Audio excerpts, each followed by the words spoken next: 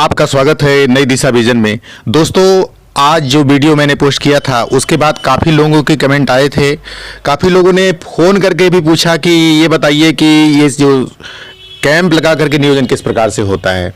तो यहाँ पर यह बात अब बतानी ज़रूरी हो गई थी। काफ़ी लोगों ने डिमांड किया था कि आप वीडियो बनाइए जिससे हम लोगों को ये जानकारी मिल सके कि आखिर जो हम लोगों को कहा जा रहा है कि कैंप मॉड्यूल से जो है नियोजन किया जाएगा तो वो किस प्रकार से किया जाएगा। तो दोस्तों, ये वीडियो जिन लोगों को प्रॉब्लम है, समझ में नहीं आ रहा है कि काउंसलिंग में क्या होगा या उसके बाद जो है कैंप में कैसे क्या होने वाला है, तो वैसे आपको बताते चलें कि जो भी आपकी शिक्षक बहाली हो रही है वो पुरानी नियमावली पर ही हो रही है। आपके समस्त प्रश्नों का उत्तर देने के लिए हमें उस समय की ओर लौटना पड़ता है जहां पर एक बार कैंप से बहाली हुई थी। तो हम बात कर रहे हैं कि 27/9/2014 की। यहां पर 2014 में कैंप मॉड्यूल से बहाली की गई थी बिहार में। तो अब ये जानना है कि वहां पर क्या क्या अधिसूचनाएं जारी हुई थी और किस प्रकार से हुआ था, वहां पर शिक्षक नियोजन का जो कंडीशन थी किस प्रकार से थी और अभ्यर्थियों को क्या क्या करना था, क्या क्या डॉक्यूमेंट्स लेके जाने थे, कब लेके जाने थे। ये सारे प्रश्न जो वर्तमान शिक्षक बहाली उसमें भी आने वाले हैं और सारी बातें वैसे ही होंगी। तो वीडियो को शुरू करने से पहले आप लोगों से रिक्वेस्ट है कि आप लोग चैनल को सब्सक्राइब कर लें ताकि आपको लेटेस्ट अपडेट मिलती रहें। तो नई अधिसूचना जारी होने के पहले आप लोगों के सारे प्रश्नों का उत्तर देने के लिए ये वीडियो आप लोगों के सामने है। यहाँ पर सबसे पहले हम लोग जानेंगे कि हमारी जो कैंप मॉड्यूल की बहाली है वो बिहार में किस प्रकार से की जाती है। तो आइए शुरू करते हैं वीडियो को। दोस्तों, यहाँ पर नियोजन हेतु कैंप आयोजन का कार्यक्रम किया गया था। कैंप का आयोजन किया गया था, उसमें क्या क्या कार्यक्रम थे और उसमें सबसे पहले अभ्यर्थियों से संबंधित क्या बात थी, सारी बातें यहाँ पर इकट्ठी करके आप लोगों को एक एक करके बताई जाएंगी। तो यहाँ पर आप ध्यान से वीडियो को देखें और वीडियो को स्किप ना करें और अगर आपको पसंद आता है तो वीडियो को शेयर भी करें ताकि जिन लोगों को अभी इस प्रकार की जानकारी नहीं है उनको इस वीडियो के माध्यम से जानकारी हो सके। तो आइए वीडियो को शुरू करते हैं। यहाँ पर जैसा कि आप देख पा रहे हैं कि ये पश्चिमी चंपारण बेतिया का जो है नियोजन कार्यक्रम था जो कैंप के मॉड्यूल में हुआ था। इसी प्रकार से बिहार के समस्त नियोजन इकाइयों में कैंप मॉड्यूल से नियोजन किया गया था। यहाँ पर देखते हैं कि कैसे क्या उन्होंने किया था। यहाँ पर सबसे पहले जो कुछ सूचनाएं थी, कुछ आदेश निर्गत किए गए थे। यहाँ पर सबसे पहले हम लोग उन आदेश के बारे में पढ़ेंगे। यहाँ पर जैसा कि आप देख पा रहे हैं, पहला आदेश था सभी नियोजन इकाइयों के आदेश के साथ संलग्न प्रखंड स्तर पर बेसिक शिक्षक नियोजन हेतु कैंप आयोजन के कार्यक्रम अनुपालन ससमय सुनिश्चित करेंगे। यानी उन्होंने एक समय का मॉड्यूल दिया था कि इतने समय के भीतर, जैसा कि आप लोगों की अधिसूचना हो जाएगी कि इतने समय से इतने समय के भीतर आप लोगों को ओपन कैंप या ऑनलाइन कैंप जिस भी तरीके से चाहेंगे उस प्रकार से आपको अधिसूचना जारी हो जाएगी। तो मैं यहाँ पे पुराने के हिसाब से नए का जो क्या संभावना है उसको मैं समझाता जाऊंगा। यहाँ पर फिर आगे लिखा है उन्होंने, ये तृतीय संव्यवहार से हमें यहाँ कोई मतलब नहीं है। यहाँ पर लिखा है तीसरा पॉइंट, वैसे नियोजन इकाई भी इस निर्धारित तिथि कैंप में सम्मिलित होंगे जहां नियोजन हेतु 3 संव्यवहार की प्रक्रिया पूर्ण नहीं हुई हो। तो यहाँ पर पहला दूसरा संव्यवहार प्रक्रिया है। यहाँ पर चौथा पॉइंट आप देख सकते हैं, प्रत्येक नियोजन इकाई द्वारा कोटिवार रिक्ति 10 गुना तक कोटिवार अभ्यर्थियों की सूची नियोजन पत्र वितरण के लिए आयोजित कैंप की तिथि से कम 3 दिन पूर्व प्रकाशित किया जाएगा। तो इन्होंने बताया है कि कम से कम 3 दिन पूर्व जो है कोटिवार अभ्यर्थियों की सूची प्रकाशित कर दी जाएगी। तो यहाँ पर लिखा है कोटिवार रिक्ति का 10 गुना, यानी जैसे मान लीजिए कहीं पर 100 लेना है तो उसका 10 गुना आप समझ सकते हैं कितना होता है, 10 100 यानी 1000 लोगों की सूची जो है प्रकाशित करनी पड़ेगी आपको। तो ये चीज जो है 2014 में की गई थी। आइए आगे बढ़ते हैं। यहाँ पर 5वां पॉइंट आप देख सकते हैं, 5वां 6वां 7वां में सारी बातों को जो बहुत अनिवार्य हैं और समझने के लिए हैं, यहाँ पर आप लोग बहुत ध्यान से इनको देखेंगे क्योंकि ये बिहार की जो बिहार एजुकेशन प्रोजेक्ट है वहाँ की वेबसाइट से ही इसको लिया गया है। यहाँ पर जो शिक्षक नियोजन का कार्यक्रम था किस प्रकार उन्होंने किया था बिहार शिक्षा परियोजना में, तो यहाँ पर आप देख सकते हैं कि नियोजन इकाई के द्वारा रिक्त पदों की गणना कम से कम उन पदों की गणना भी की जाएगी जिनमें नियोजन के अंतर्गत अभ्यर्थी द्वारा योगदान करने के उपरांत पद छोड़कर किसी दूसरी नियोजन इकाई में कैंप दान कर लिया गया है। ऐसा पद उस कोटि के अभ्यर्थी ने पद छोड़ा हो। यहाँ पर अगर छोड़ा गया है तो उसको भी सबमिट कर लेंगे। आपसे संबंधित सूचनाएं छठवें, सातवें, आठवें नंबर के बाद आएंगी। यहाँ पर तिथि कैंप में पंचायत नियोजन इकाई के सभी सदस्य अनिवार्य रूप से उपस्थित रहेंगे। यहाँ बताया गया भैया कि जितने जो सदस्य रहेंगे वह अनिवार्य रूप से उपस्थित रहेंगे। औपचारिक रूप से सूचित करने के बावजूद यदि निर्धारित तिथि पर कैंप में उपस्थित नहीं होते हैं तो उन्हें डीम्ड रूप में उपस्थित मानते हुए नियोजित इकाई पूर्ण कर ली जाएगी। यदि सदस्य सचिव निर्धारित तिथि पर कैंप में उपस्थित नहीं होंगे तो उनके विरुद्ध कार्यवाही की जाएगी। तो नियोजन इकाई से संबंधित सूचना है। आगे हम लोग देखते हैं 7वें नंबर की सूचना। यहां पर कहा गया है, ये जो है विशेष रूप से दोस्तों आप लोगों के लिए है। यहां पर कुछ पॉइंट आएंगे जिनका की पालन आपको करना पड़ेगा। वैसे आपकी विभागीय अधिसूचना जारी होगी, लेकिन 7वां पॉइंट आपके लिए मोस्ट इंपॉर्टेंट है, जो कि रिपीट होने की पूरी संभावना है, क्योंकि सारी नियमावली जो आपका शिक्षक नियोजन है वो पुरानी नियमावली के बेस पर ही हो रहा है, इसलिए शिक्षक नियोजन में ऐसी बातें आएंगी। तो यहां पर जैसा कि आप लोगों के डिमांड के आधार पर जो है जो आप लोगों ने डिमांड की है उसके आधार पर मैं वीडियो आप लोगों को दे रहा हूं। और अगर आप चाहते हैं कि कोई नई बात समझना है तो आप लोग जरूर बताएंगे, ताकि आपको पूरी तरह से काउंसलिंग और नियोजन पत्र प्राप्त करने में कोई दिक्कत ना आए। यहां पर आगे 7वें पॉइंट में चलते हैं। नियोजन की प्रक्रिया पूर्वाह्न 10 बजे से अपराह्न 4:30 तक चलेगी। यानी यह संभावित समय हो सकता है 10:30 से 4:30।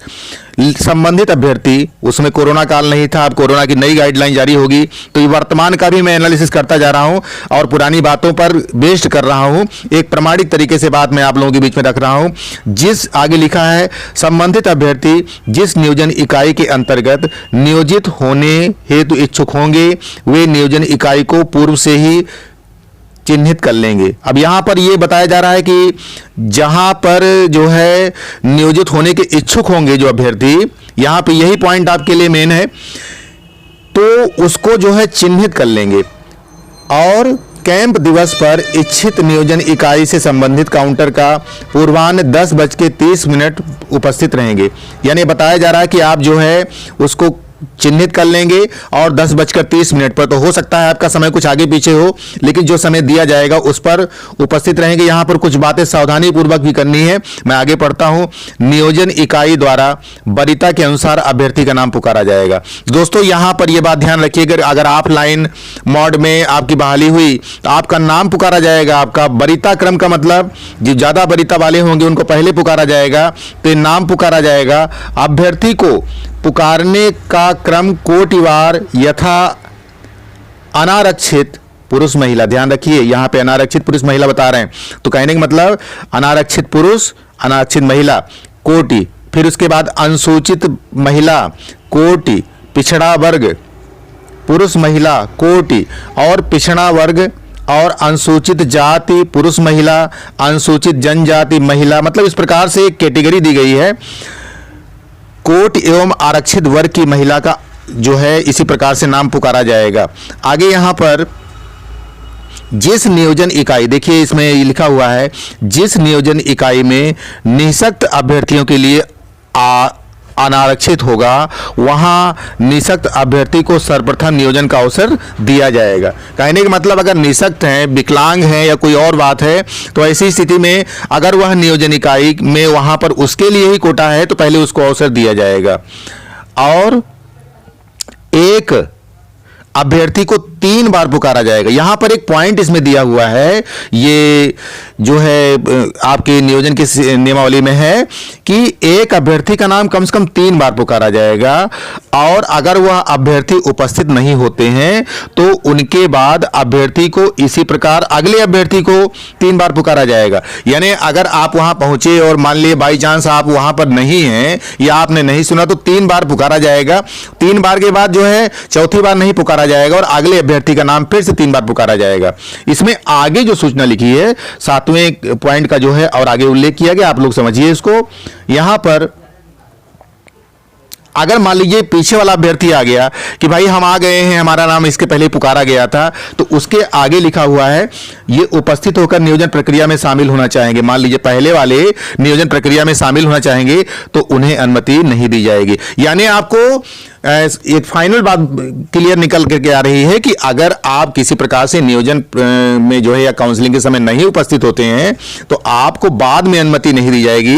यानी जब आपको कहा जाएगा तब आपको काउंसलिंग में उपस्थित होना पड़ेगा। यानी जो आगामी आने वाली अधिसूचनाएं हैं उनका विशेष ध्यान आपको रखना पड़ेगा। यहां पर आगे लिखा हुआ है, वरीयता सूची में सभी अभ्यर्थी को बुलाने के बाद यदि रिक्त अवशेष रह जाती है, मान लीजिए अभ्यर्थियों को बुलाया गया और रिक्त अवशेष रह जाती है, तो उपर्युक्त सूची में छूटे हुए अभ्यर्थी नियुक्त हेतु इच्छुक होंगे, जो नियुक्त हेतु इच्छुक होंगे तो नियोजन इकाई उनकी नियुक्ति कर सकेगी और कैंप दिवस में नियोजन पर कार्यवाही पूर्ण होने के बाद अनुपस्थित अभ्यर्थी का अभ्यर्थन समाप्त माना जाएगा। तो यानी ये तो तय मानिए कि अगर ये मान लीजिए कि आप ये जो कंडीशन दी गई है, अगर मान लीजिए कि बाई चांस रिक्ति अवशेष रह जाती है, मान लीजिए सीट छूट जाती है, तो छूटे हुए अभ्यर्थी जो इच्छुक होंगे उनकी नियुक्ति कर दी जाएगी और कैंप दिवस पर मान लीजिए नियोजन कार्यवाही पूर्ण होने के बाद अनुपस्थित अभ्यर्थी का अभ्यर्थन समाप्त माना जाएगा, यानी उसको भी समाप्त कर दिया जाएगा। तो ये आपका पॉइंट मोस्ट इंपॉर्टेंट था। यहां पर आगे देख सकते हैं, यहां पर जितनी इंपॉर्टेंट चीजें हैं वो इस वीडियो में हैं। अगर आप चाहेंगे तो कोई और नई सूचना जो आएगी उसके हिसाब से एनालिसिस रहेगा, यानी विशेष कर एनालिटिकल वीडियो है, कहीं पर स्किप ना करिए, थोड़ा सा आपको और चलना है, एक दो पॉइंट की सूचनाएं और रह गई हैं। यहां पर दोस्तों 8वें पॉइंट में लिखा है, नियोजन हेतु कैंप में अभ्यर्थी शैक्षणिक प्रशैक्षणिक प्रमाण पत्र के साथ टीटी सीटेट उत्तीर्णता से संबंधित प्रमाण पत्र साथ के साथ उपस्थित रहेंगे। अभ्यर्थी का नियोजन पत्र निर्गत करने के पूर्व उनका जो मूल प्रमाण पत्र है जमा करा लिया जाएगा ताकि दूसरे अभ्यर्थी के कैंप का मौका मिल सके। दोस्तों यहां पर एक पॉइंट, जैसे मान लीजिए कुछ लोग कह रहे थे, ये कमेंट आया था क्वेश्चन कि सर हम जो है एक साथ जो है कई जगह फार्म भरे हैं, तो ऐसी स्थिति में हम जो है क्या कहते हैं, क्या हम कई जगह से कर सकते हैं? दोस्तों यहां पर जान लीजिएगा, मान लीजिए कहीं पर आपकी अगर हो जाती है, कैंप में पहुंचे और आप जो है उस समय आपको लेटर निर्गत किए जाना ऐसी कंडीशन है, तो जिस समय लेटर निर्गत किया जाएगा आपको आपका जो प्रमाण पत्र है, मूल प्रमाण पत्र, शैक्षणिक प्रमाण पत्र, ये सारे मूल प्रति में जमा करा लिए जाएंगे ताकि आप दूसरी नियोजन इकाई में ना जा सकें। इसका ध्यान रखिएगा, 8वां पॉइंट है। तो 7वां और 8वां पॉइंट जो है ये मोस्ट इंपॉर्टेंट है। इसके बाद 9वें पॉइंट में लिखा हुआ है, कैंप स्थल पर बने सभी नियोजन काउंटरों के लिए अलग अलग पदाधिकारी कर्मी नामित करने की जिम्मेदारी प्रखंड पदाधिकारी की होगी। ये तो विभागीय सूचना है। इसके बाद 10वां पॉइंट लिखा हुआ है, कैंप में उपस्थित अभ्यर्थियों की उपस्थिति का साक्ष्य निम्नवत पर्ची कैंप स्थल पर प्राधिकृत पदाधिकारी कर्मी द्वारा संरक्षित कर लिया जाएगा। और एक उन्होंने ये दिया है कि इस प्रकार से जो है ये संरक्षित कर लिया जाए, संधारित करके रखा जाए, उसको मतलब प्राप्त करके रखा जाए, उसको मेंटेन करके रखा जाए। नियोजन इकाई का नाम यहां पर जो है डाल दिया जाएगा। ये जैसे यहां पर आप देख रहे हैं कि नियोजन इकाई का नाम रहेगा, इसके बाद अभ्यर्थी का नाम रहेगा, उपस्थित पंजी में उसका जो है अभ्यर्थी का अनुक्रमांक रहेगा, अभ्यर्थी का मेघा सूची में क्रमांक क्या है वो रहेगा, विषय कौन कौन से हैं और प्राधिकृत कर्मी के हस्ताक्षर और कार्यालय की मुहर। यानी इतनी चीजों का संधारण कर लिया जाएगा, रख लिया जाए इनको सुरक्षित करके। और आगे जो है 11वीं सूचना है, तो दोस्तों यहां पे सूचनाओं में परिवर्तन हो सकता है, जो आपकी नई आएंगी, जो नई अधिसूचनाएं आएंगी उसमें कुछ ना कुछ परिवर्तन होगा। यहां पर लिखा हुआ है कि कुछ और खास चीजों को पढ़ देता हूं, वीडियो लंबा ना हो इसका भी ध्यान रखा जा रहा है। यहां पर बताया गया है आगे कि कैंप स्थल पर वीडियोग्राफी भी कराई जाएगी, ये पॉइंट एक दिया गया है। और यहां बताया गया है नियोजन पत्र का संप्रेषण हाथों हाथ अथवा निर्धारित नाक से किया जाएगा। इसके बारे में दोस्तों अधिसूचना जारी होगी अभी। तो यहां पर आप जो है जो इसके पहले नियुक्ति हुई थी, यहां पर आगे लिखा हुआ है, निर्धारित तिथि को नियोजन से संबंधित पंजियों का प्रखंड पदाधिकारी द्वारा हस्ताक्षर और हस्ताक्षरबंदी पूरा किया जाएगा, तैयारी की जाएगी। तो आप लोगों ने यहां पर यह देखा कि जो हमारे इसके पहले बिहार में जो शिक्षक नियोजन की प्रक्रिया कैंप मॉड्यूल में कराई गई थी वो किस प्रकार से कराई गई थी, इससे कुछ आइडिया आप लोगों को मिलेगा। क्योंकि नियमावलियां सारी वही हैं, इस नाते कोई विशेष परिवर्तन नहीं होने वाला है। लेकिन यहां पर कोरोना वायरस की जो गाइडलाइन है, कोविड-19 की समय वर्तमान में जो स्वास्थ्य मंत्रालय उसकी गाइडलाइन है, और उसके साथ साथ किस मोड से कराते हैं, ऑनलाइन से कराते हैं या आप लोगों ने कहा है कि ऑफलाइन मोड से कराना चाहिए, और आप लोगों ने ऑफलाइन कैंप मोड के लिए जो है ट्विटर पर अभियान भी चला रखा है। तो आगे चलकर के इस प्रकार की कंडीशन यहां पर दी गई है। जो सूचना यहाँ पर आप लोग हम नहीं बता पाए उसको आप लोग पढ़ सकते हैं यहाँ पर वीडियो रोक करके। दोस्तों यहाँ पर जो है ये जानकारी आप लोगों को दी जा रही है कि किस प्रकार से, और आगे देखिए इसमें जो है इस प्रकार की सूचना भी आएगी कि जैसे नियोजन का स्तर, नियोजन इकाई का नाम देख लीजिए पूरा, यहाँ पर नियोजन जैसे कहाँ पर होगा, नियोजन इकाई कौन सी रहेगी और दिनांक कौन सा रहेगा, और नियोजन का कैंप स्थल कौन सा रहेगा, और इसके बाद समय कौन सा रहेगा। इस प्रकार की सूचना आप लोगों को दी जाएगी। आप लोगों ने जहाँ जहाँ पर फॉर्म डाले होंगे वहाँ पर इस प्रकार से देख पाएंगे। जैसा कि ये चंपारण का दिखाया जा रहा है, तो इसी प्रकार से अन्य जगह का भी देख सकते हैं। तमाम चीज़ें रहेंगी। तो सारी जानकारी इस वीडियो में आप लोगों को मिल गई होगी। आपसे मिलते हैं अगली सूचना के साथ अगले वीडियो में। नमस्कार, जय हिंद।